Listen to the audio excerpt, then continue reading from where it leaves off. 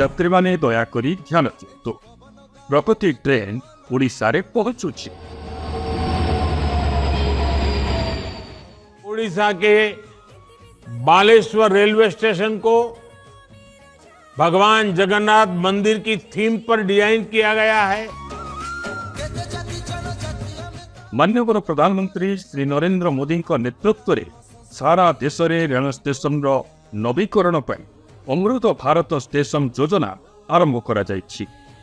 एभली परिस्थिति में ओडिशार विकास पर प्रतिश्रुतिबद्ध श्री धर्मेंद्र प्रधान ओडिशावासी स्वर को केंद्र सरकार को निकट में पहुंचाइबा पई कार्य करुछंती। आज बहुत ही खुशी की अवसर है।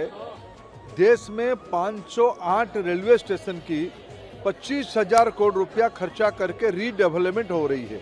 मोदी जी दक्ष नेतृत्व एवं प्रधान जी अक्लांत उद्यम विश्वास आध्यात्मिकतार समृद्ध ओडिशार 57टी स्टेशन विकास कार्य जोरसोर में चली।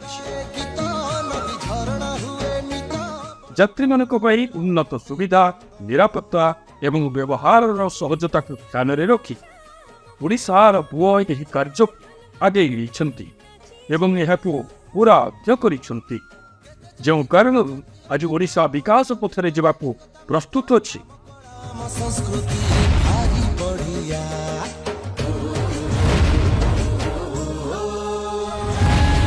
मोदी सरकार को अधीन रे ओडिशार अदृश्य अभिवृद्धि आनिथिबा एवं निष्ठा माध्यम समृद्धिर स्वप्न को साकार करिथिबा श्री धर्मेंद्र प्रधान को द्वारा करा जाइथिबा प्रत्येक कार्य प्रशंसनीय।